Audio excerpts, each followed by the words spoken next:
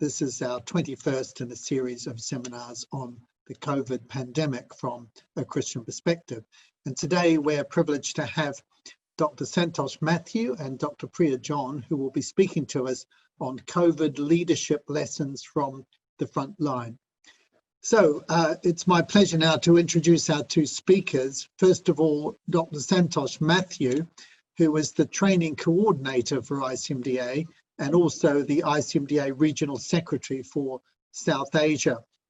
He trained originally as an internal medicine specialist, and he works part-time, or until recently worked part-time as an internal medicine consultant in the Duncan Hospital, Roxall, India, in a 225-bedded hospital near the Nepali border. He's recently moved back to Delhi. He's pioneered HIV and TB healthcare programs in marginalized communities, and he's involved in hospital leadership roles across North India. Santhosh is married to Sarah, an anaesthetist, who's now director of the Emmanuel Hospital Association, and they have two children. Our second speaker today is Priya John, who is the General Secretary of the Christian Medical Association of India, which is one of ICMDA's member bodies. After graduating in medicine, she completed a postgraduate degree in community medicine in 2001, and then worked in a community-based outreach program with Bangalore Baptist Hospital before relocating to Delhi, where she worked as a palliative care physician in a hospice providing end-of-life care for terminally ill patients.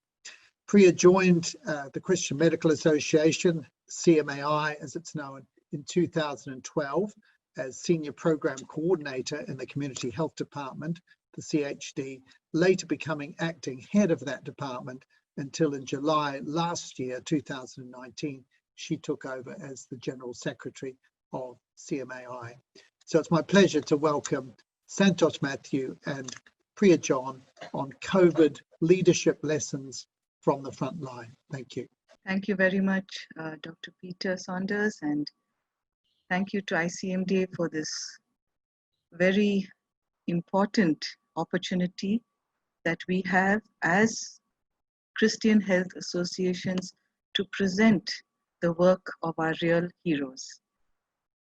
So as Dr. Santhosh and I do this presentation, we would like to acknowledge that the work that we present today, the lessons that we have learned from our frontline leaders, is something that has overwhelmed us, that has really brought us to an eye-opening moment as Christian health associations, and especially in a country like India, where most of our hospitals are serving in the remote, resource-constrained areas. So to begin the presentation, yes, the background. The Christian Health Association, where we have learned these lessons from, is a network of about 273 mission hospitals across 28 states of our country and about 4 union territories. We met with a subset of these 273 over the last 2.5 months. We were able to meet with 165 of the chief executive officers over 40 online meetings. When we engaged with them, we found that over the months, especially ending with the mid of August, almost 90% of them were engaged in some level of COVID-19 care. This exercise of just listening to them brought us an immense wealth of knowledge. And we are drawing lessons in this presentation from what we have heard. The overview of the presentation, we would first like to paint the picture for you in a form of a story from what we have heard from our mission hospitals. And in this context, we would like to fit in the 5 principles of leadership that we have observed in our interactions. The 5 principles being vulnerability and brokenness, dependence and interdependence, innovate, adapt, and improvise, submission to context, long-term perspective and tenacity, agile leadership amid VUCA, which is volatility, uncertainty, ambiguity, and C. So we will explain that in the last slide. We have, with each principle, we are drawing a biblical reflection so that we are grounded in the why of what we do. And the last slide will be a concluding remark. The first point, leading in vulnerability and brokenness. As I mentioned, the context and the setting of a mission hospital in our country is a well-accepted definition. You will hear words of resource-constrained settings, inadequate facilities, poor, vulnerable, marginalized. All these are the well-accepted definitions that come with being and serving in a mission hospital. The challenges that are understood as just being the norm. With the advent of the pandemic, suddenly the vulnerable we chose to serve has now turned the table, and we, as mission hospitals, as staff of the mission hospitals, became in a very different place of vulnerability. Yes, the challenges as the norm were there, even in the pre-COVID era, but this vulnerability was a little different. The mission hospitals felt a resource crunch simply because 70% of their income came from patient revenue. Across the regions of our country, the income had dropped to almost 10 to 20% of the normal. There was a definite financial resource crunch. The next vulnerability was the knowledge. What do we do? What is going on? What is the right protocol? Where do we go for help? What do we do when a patient comes? There were so many questions that needed answers. The resource crunch of human resource also was felt very deeply, because there came a time when staff were afraid to come to work. So there was a time when the staff started exhibiting symptoms, so they had to stay quarantined. Human resource crunch also was felt. The personal health of the healthcare workers serving in the mission. How do I look after myself? How can I protect my family? I am called to serve.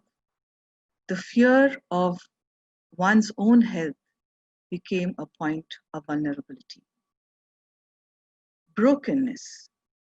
There was a sudden environment of brokenness that they felt all around. As it is, there is always a feeling of remoteness because just by the way the hospitals are located. But added with the COVID pandemic came absolute lockdown and no travel. So patients were unable to access healthcare systems, and the doctors and the staff of the hospitals were unable to provide care. In many other brokenness, there was also just a brokenness of connect. Sometimes there was no connectivity via technology, and the whole brokenness of connect just via being unable to meet face to face with another individual. Of course, our hospitals, they did not have the luxury of working from home, and meeting each other also was in a very strange and constrained environment. So what was their response? What did we hear when we met with them? When there is a place of vulnerability, there is a quick response, which is fortifying oneself. So what did they fortify themselves with? they first started aggregating resources within their staff. They looked at different strengths and skills within their staff. They looked within their hospitals for different resources. Then they looked within their communities. It could have been just the local businessman, the local tailor, it could have been the local church. The second, they looked at communicating extensively to bridge that resource gap in knowledge that they were feeling very acutely. They were part of support groups and learning platforms where they just discussed with various experts in each aspect of COVID preparedness, right from the type of PPE to use to the type of sterilization that is to be done and the whole infection control systems. Everything was discussed. They started ensuring that they started feeling strong, ensuring internal systems were in place. They started empowering the staff with training, both for just practical hands-on dealing and treating of COVID patients, as well as spreading awareness among the community about what this whole COVID and coronavirus was all about, and parallelly ensuring the safety of their staff. They connected and communicated with staff to preserve the finances. Managements who interacted regularly with the staff, we saw that the staff also were inspired and motivated despite being in a vulnerable situation, despite being in a place where their salary might have dropped a little. When there was a place of brokenness, they still reached out and helped their communities with the limited resources that they had. They cared through sharing. They shared with the migrant laborers who were homebound. They shared with the poor who were in their houses and they were not able to come out. They shared with those who were unable to access any kind of resources.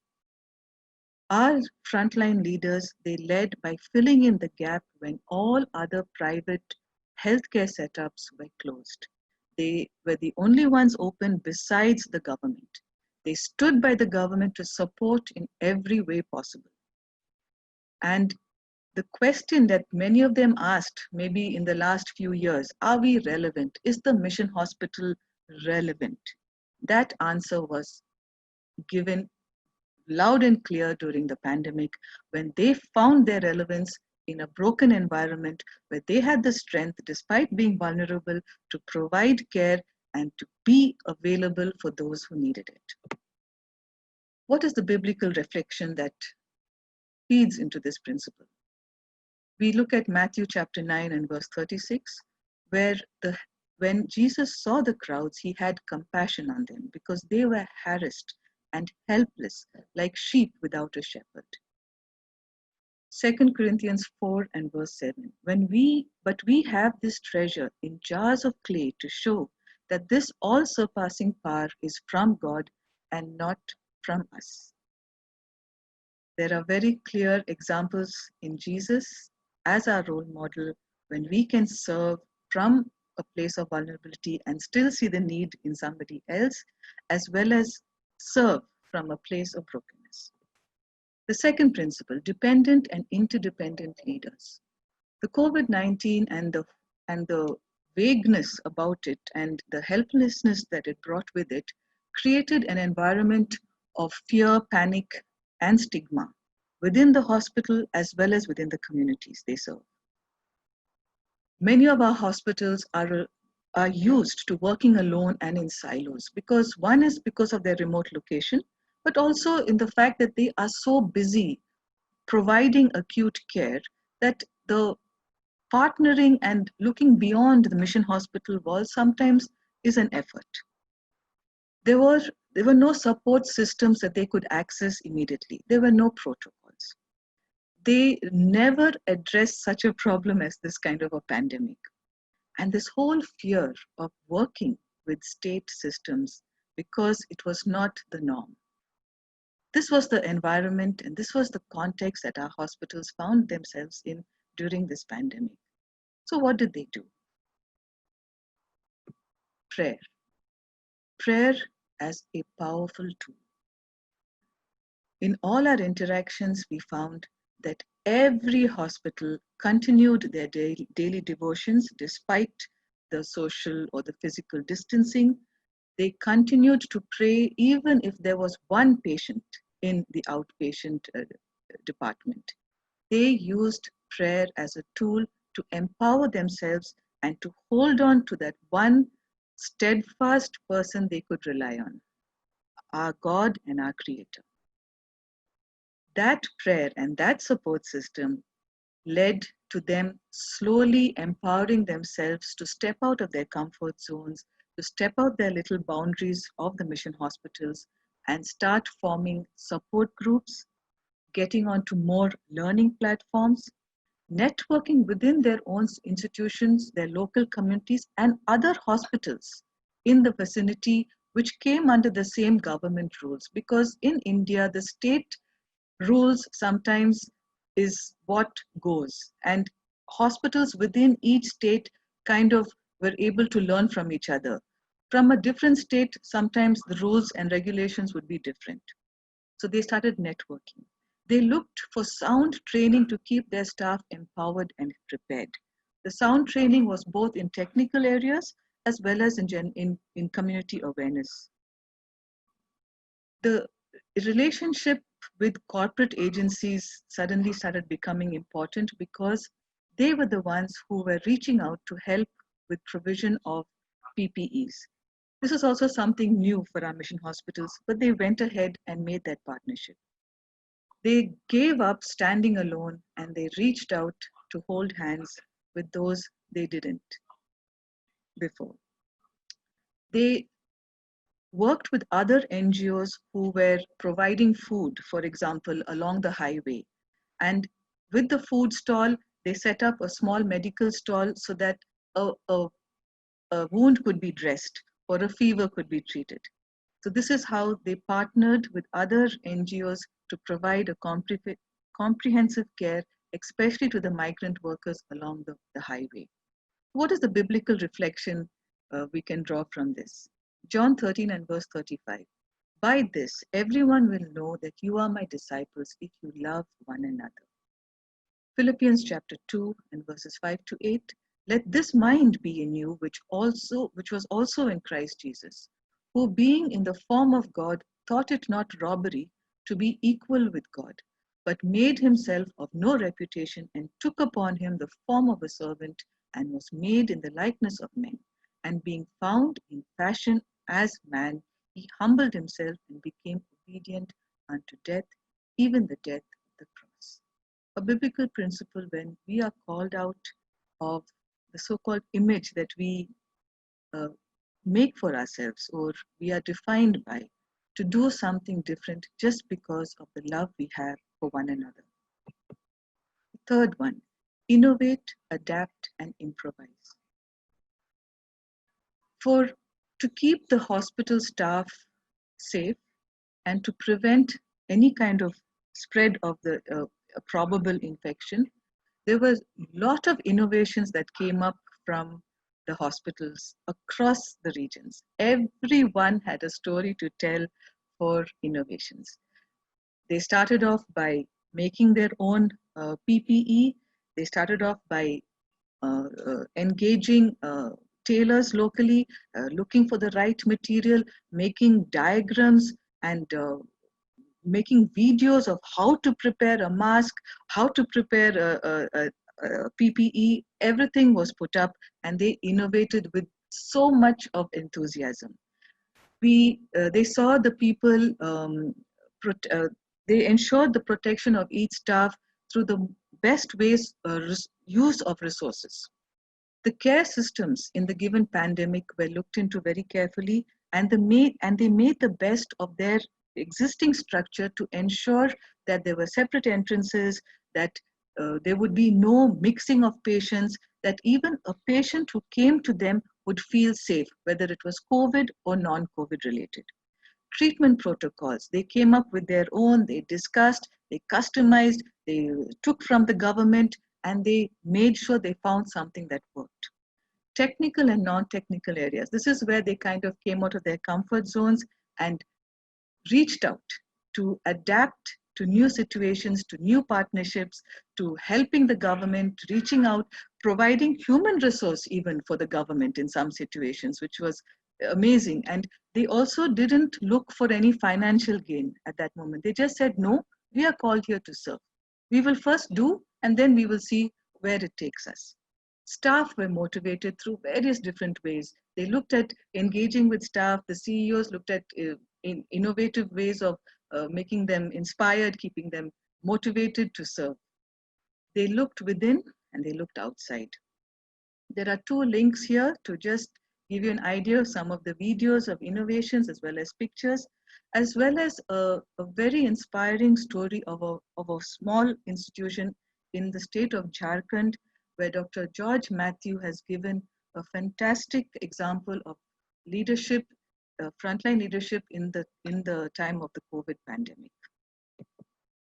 So the biblical reflection for the Innovate and Adapt and Improvise is creativity as God's image in us. That itself gives us a reason enough to innovate. Then God said, let us make mankind in our image, in our likeness, so that they may rule over the fish in the sea and the birds in the sky, over the livestock and all the wild animals, and over all the creatures that move along the ground. So God created mankind in his own image. In the image of God, he created them. Male and female, he created them. So I will now hand over to Dr. Santhosh Mathew. Thank you, Priya. The fourth thing we observed was somewhere in the beginning of the epidemic, there was an article written by Andy Crouch and a couple of others on this pandemic being not a snowstorm nor a blizzard, but a mini ice age. For those of us who are from the Commonwealth countries, it might be like it is not a 2020 cricket match nor a one-day cricket match, but a test match, a long drawn-out period. And we saw this in action. Let me tell you a story. Somewhere at the end of March, I was part of a team sitting and listening to this young group of leaders in the hospital and asking this question: the epidemic is hit, what do we do? Should we close? Because all around people were closing. Government was telling, close the institutions.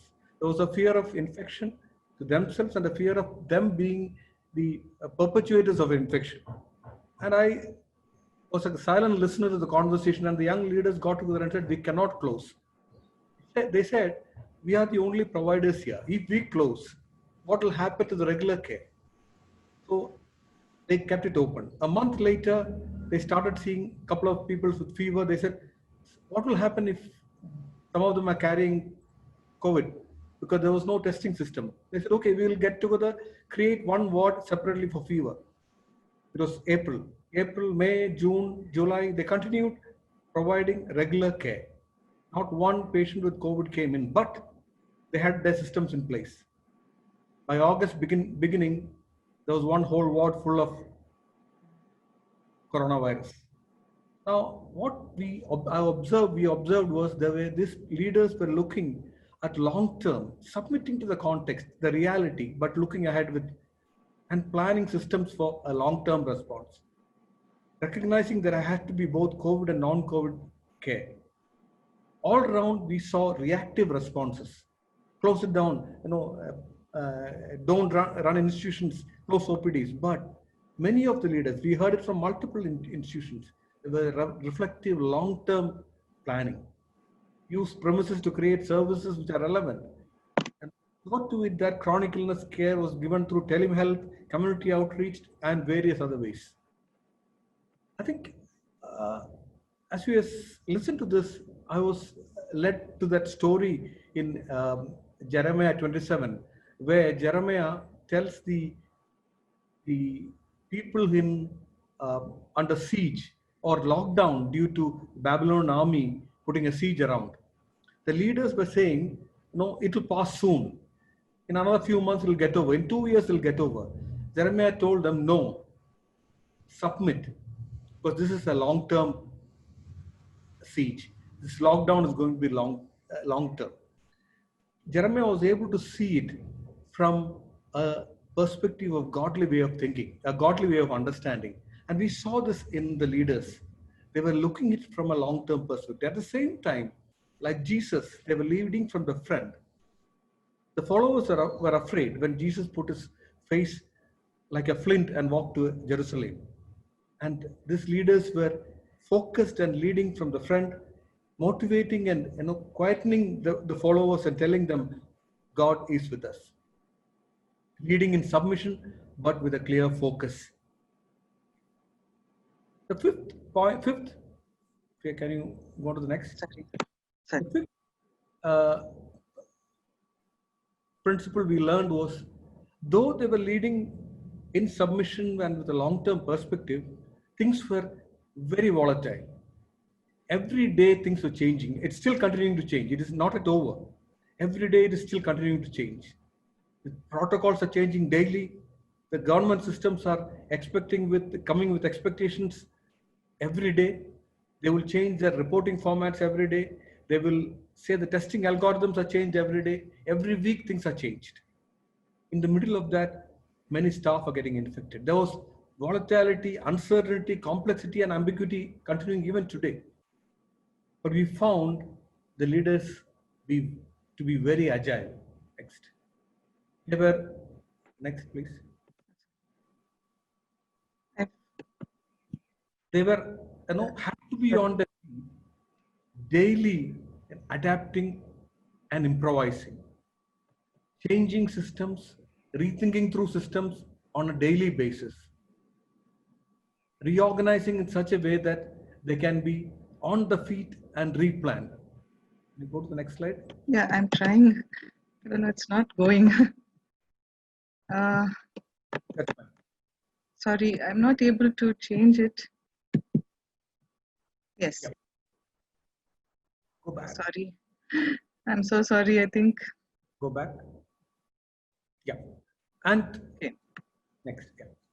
And as we listened, we heard many young leaders, most of them are below 40 years, taking up the challenge head on, surveying the regions, understanding the need, planning, looking for new opportunities to care in the middle of the pandemic, innovating finances, learning experience, but this being done on a daily basis.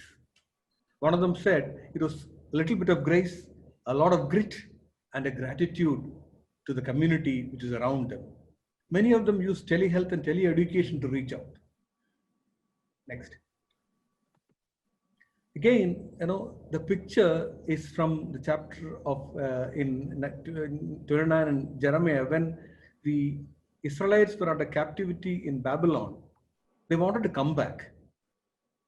And Jeremiah writes to them saying that, no, you're called to stay there and plant vineyards, grow there. You have to live in the present, engage in the present daily, because it is in that engaging daily that you grow. And it looked as if these leaders understood that it is living and engaging in the present. Or like in Esther, when Mordecai told, it's for such a time like this. Many of them said, we believe that it is for such a time like this that God had prepared us over the last many years. Next. That agility was what we saw. Let me conclude. We looked at 5 principles. People were leading in the midst of vulnerability and brokenness as wounded healers, like Henry Nouwen would say. They were wounded in one sense, but they were leading from the front. That gave them a natural, gravitation towards a dependence on God through prayer and interdependence on each other, which is not a normal in, regular situations, interdependence. And that led to innovation, adapting and improvising systems proactively. At the same time, not reactive and responding, but reflectively responding, recognizing that they need to submit. At the same time, focusing on a long-term perspective, reorganizing systems, and leading in the front with a tenacity and a focus. At the same time, daily improvising, daily being agile to the challenges they are facing each day. What was the foundation of such leaders? Next, please. Most of them said they had a surety that the God who is sovereign, who holds history, is still in control. Like what you hear in Habakkuk, the Lord is still on the throne. He is on the throne. And they were able to look at histories of the institutions from the past and look around at the present and hold on to the hope of future. Very interestingly, it was like the Hebrew word for future means looking backward, and Hebrew word for past is looking ahead. Unlike the English word, very interesting, they were actually doing that. They were walking backward into the future, looking at the past, how God had led them in the past. They were walking backwards into the future. In the middle of that, recognizing that their mandate is to engage effectively and support each other to engage effectively. And we believe that, they were led by this picture, that, Christ has captivated them by his love. And when they are captivated by the love of Christ, they have no other way but to respond. And this captivity by Christ in the midst of brokenness will bring his aroma into the community around. Not only to the community, but aroma to God. And we believe that as they continue, the story is not over, it's continuing. We are sharing the stories in the middle of what they are doing. It'll continue for the next few months. And their continuation of this engagement will continue to spread the aroma of knowledge of Christ in the communities where they are placed, and will become an aroma of Christ to God as a worship. Thank you. Over to Peter. Thank you very much, Priya and Santhosh, for an incredibly comprehensive and challenging presentation. So let's move on to the questions then. And the first question we've got is, what are the special considerations believers need to make when ministering to Hindus, particularly in the clinical setting? And of course, you're speaking from a context where the vast majority of your patients will be not Christians, but coming from another faith background. Santhosh, would you like to start with that one? Yeah. I think the important thing to understand is that in the South Asian region, we are a very religious country.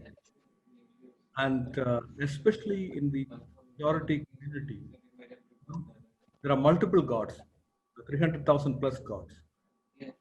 So it's very easy to accept one more God.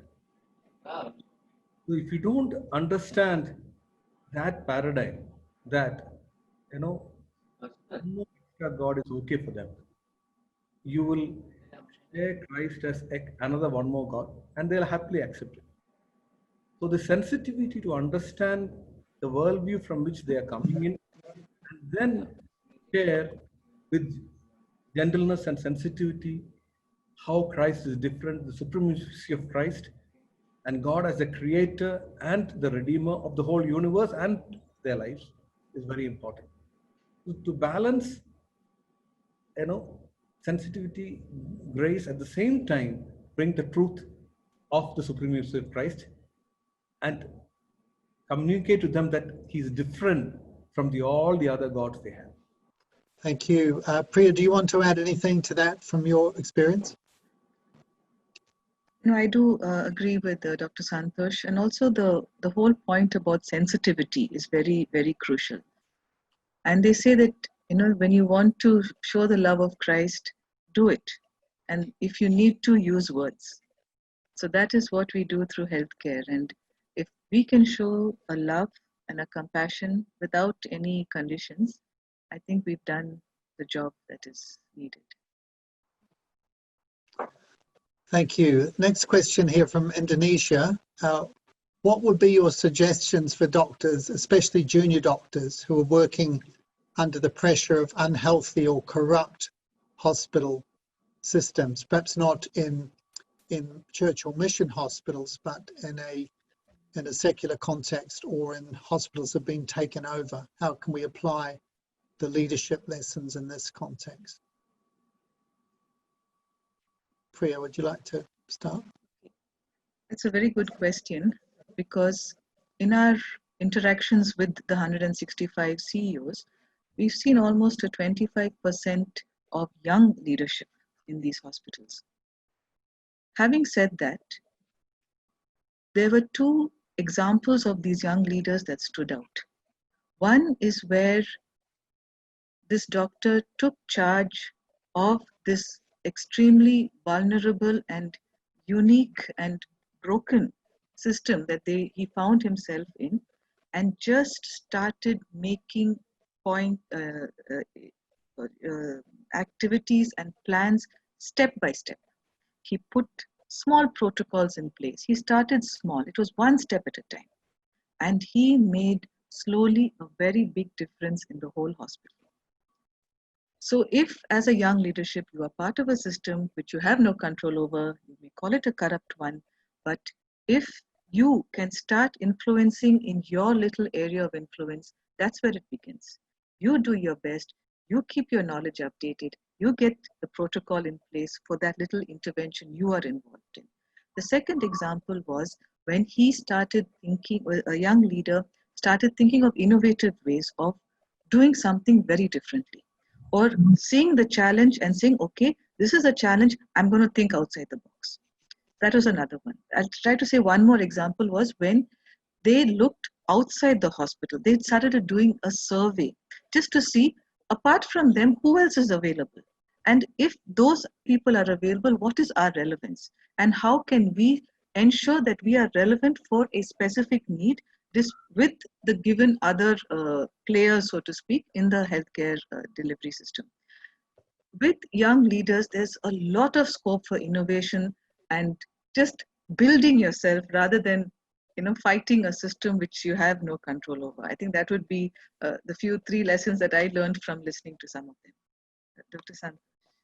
Incredibly inspiring. Santhosh, anything to add on that? Working in the pressure of unhealthy or corrupt systems? Just to add on, to say that two things. One is that they need to see themselves as kept there by God for this period of time to be the salt and the light. If that inner clarity is not there, they will fall. Two, it's the role of CMDAs, ICMDAs to create a support system when they are alone. They have to fall back. Somehow they have to be supported and mentored.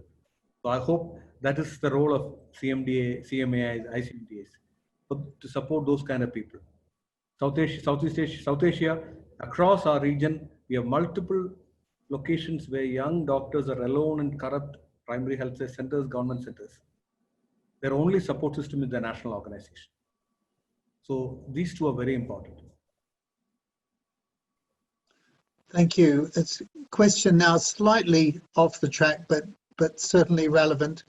What's the unique formula used at CMC Vellore, that's Christian Medical College Vellore, that makes it a preeminent Christian academic institution?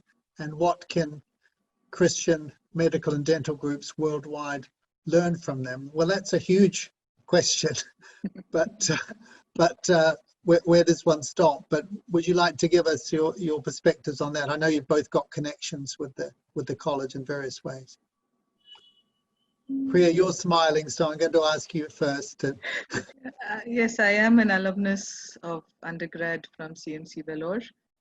I think one formula would be that they ensure that our medical practice is done in a way that we first show compassion. We first show that we are just a part of that big plan that God has in the patient's healing process. We are just part of his plan. And I always remember when our clinical instructor in the Department of Medicine when we presented a clinical case, if we said, Rajama, 40-year-old lady presenting with etc., he would stop us and say, start again. So again, we'll say, Rajama. He says, no, you will call her by her title. Mrs. Rajama, give her the respect that is due. When we look at our patient as somebody created in the image of God, and then, go forth with all our expertise, it makes a difference. And I think CMC Vellore gave us that balance. That would be, and of course, the blessing that came with Dr. Ida Scudder and her sacrifice is very much present there. Dr. Thank you. Santhosh? Ida Scudder was the American doctor who went out and had the great dream, started a dispensary that eventually grew into this incredible institution. Santhosh, I know I can't stop you adding to that, so please. Please. Two things. I think one important thing is that the original vision is still sustained, constantly, re-reminded, communicated on a regular basis, 125 years down the line. We are not building a medical school, but, building kingdom of God. That is the vision they have. Second is the proactive leadership development. They'll identify people, good people, invest in them and get them back into the institution. Somehow or other, come what may, they'll pull people in and build the next level. So these holding on to the vision and building the next generation is a clear focus for them. Thank you. Very different question this time from South Africa. Can you identify with Paul in Philippians 1:22, where he's saying, he wants to be with Christ, but he's wanting to stay too for the benefit that it brings. What he chooses, he doesn't know. So that's the question. Can you identify with that in this situation? What's its relevance? And I could say that this is coming from a brother who has had one of our regional secretaries who has had COVID and come through it on the other side. So very real.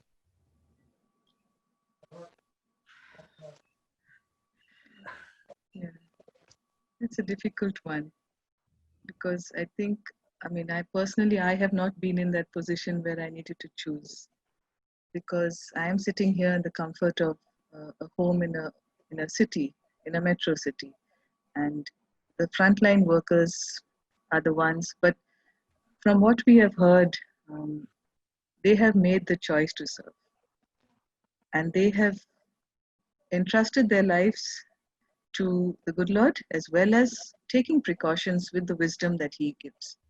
I think there has to be a balance, and that's what we have seen throughout the CEO's meetings.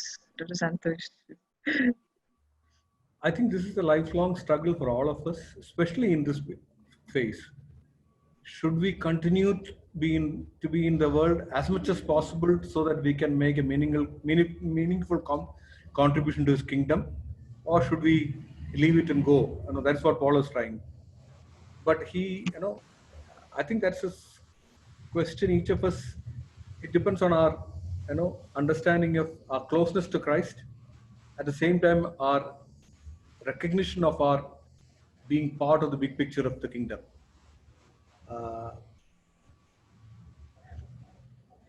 And the question is, do you feel like it? I said, yeah, every other day I feel like it. I want to go. I feel like I have much to contribute to the kingdom. So that is the paradox in which we live. Yes. Well, that we desire to be at home with Christ, and yet we recognize our continuing duties here. It's been said that we're immortal until God calls us home.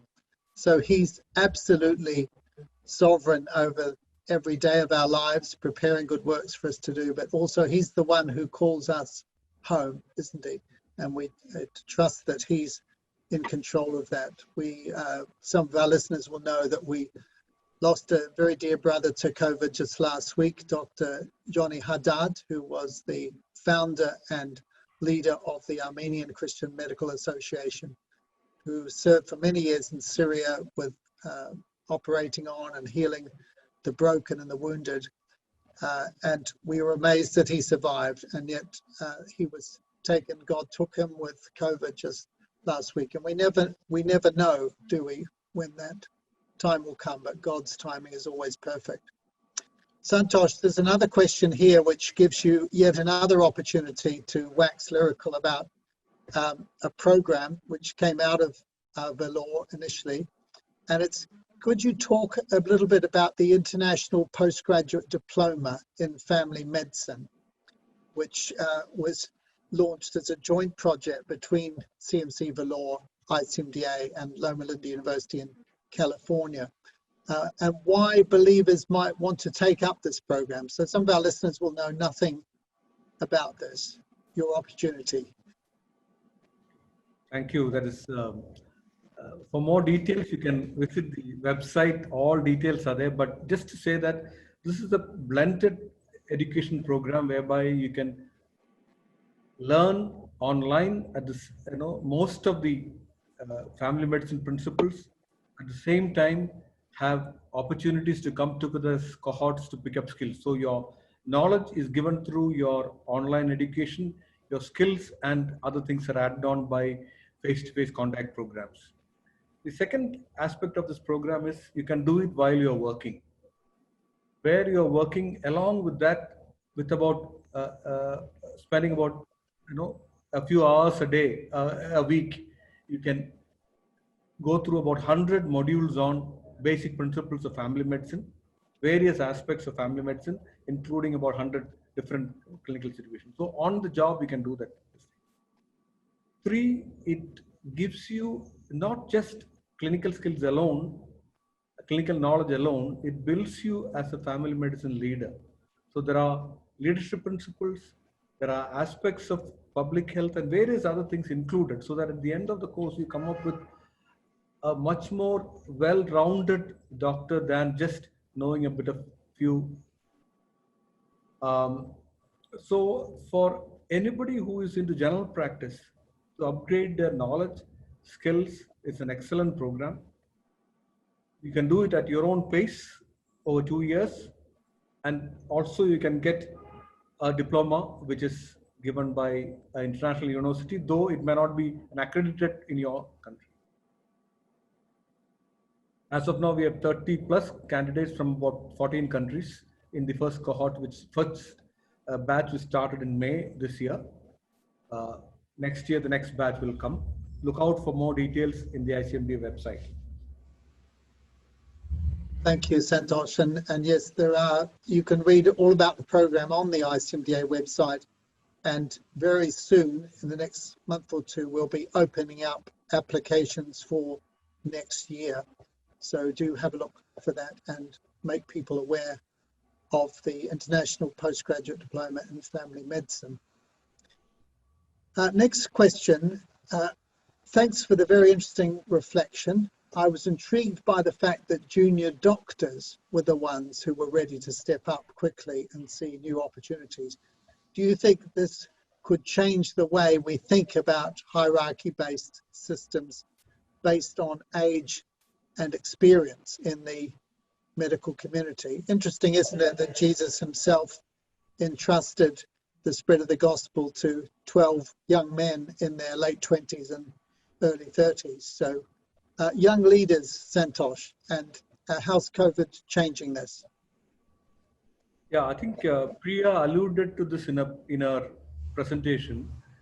Many of them felt that there may not be a role for mission hospitals in the next few years, because they felt that the corporate hospitals are going ahead, technology is taking over, everything is changing. Mission hospitals are not able to keep up with the pace. And suddenly this pandemic has opened up the eyes, and many of them are saying we find a relevance. Here is the corporate hospitals not functioning, government not able to function, but here they are in the midst of a pandemic, forced to respond, and they're taking leadership. So the pandemic has really opened up the perspective that we are called to be in the context of a pain and suffering community, to a journey with them, and they are finding a relevance in that, not compromising on clinical competence or systems, but setting up systems. So I believe, like what there was written, the future is with the young youth. People at our age should happily move out and hand over to people less than 35 years. They should take over. Hierarchy is not based on age. Hierarchy has to be based on the ability to innovate, lead from the front. That is not that is linked to a vision and a passion. And I guess gifting and calling. Priya, you gave us some inspiring examples earlier about young leaders. Would you like to add to this? How do you see the future for young leaders, and what's the COVID pandemic doing with young leaders?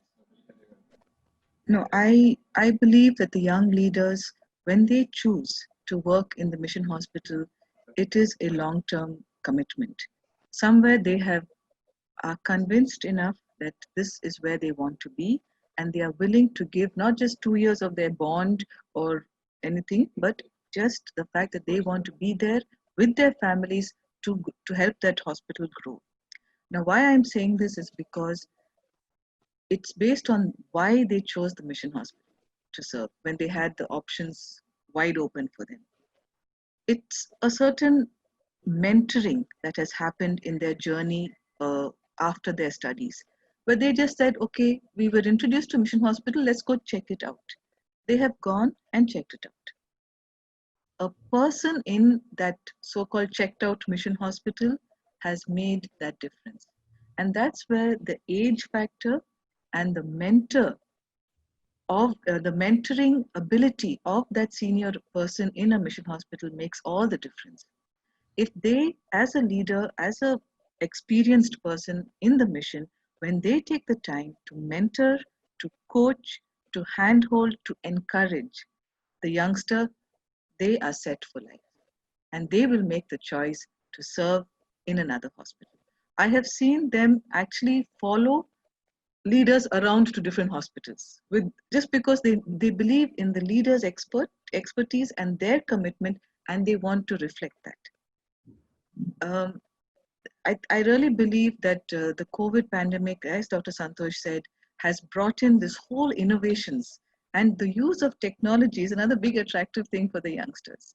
And if that can really get into the way we practice medicine in a very strange environment, I think you have your youngsters on board with that also. Thank you. Any stories of testimonies of people who've given their life to Christ through this pandemic, either patients or healthcare workers? Santhosh? I haven't heard specific stories because it's still evolving. Many institutions in the last six weeks to 2 months is when they have gotten to deep care, and all of them are cared for with the love of Christ, and somehow or other the gospel would be shared. But I haven't heard any stories unless Priya has specifically heard. No, I too haven't. You haven't asked for it. I haven't asked. I think I haven't asked the question. Thank you. Well, that might be something to follow up on in the future, and I'm sure as all the stories filter back. Just one final question, because our time's almost up, about the family medicine program, Santhosh. Someone is asking here, is it open for clinical officers who might just have a 3-year bachelor's degree from Africa, or is it only for medical officers, people with an undergraduate medical degree? It's only for people with a degree and a registration to practice from any part of the world. Thank you. Okay, well, unfortunately, we've run out of time now. Thank you so much to our speakers, Dr. Priya John and Dr. Santhosh Mathew from India, speaking about the COVID leadership lessons from the front line. So it just remains for me to say thank you again to Dr. Priya John, the General Secretary of Christian Medical Association of India, CMAI, and Dr. Santhosh Mathew, the Regional Secretary for ICMDA for South Asia, and also the Head of Training at ICMDA. Thank you for sharing your wisdom and your faith with us today, and for all the lessons that you've given us to ponder on. God bless you all. Join us again next time for ICMDA webinars. Thank you, Dr.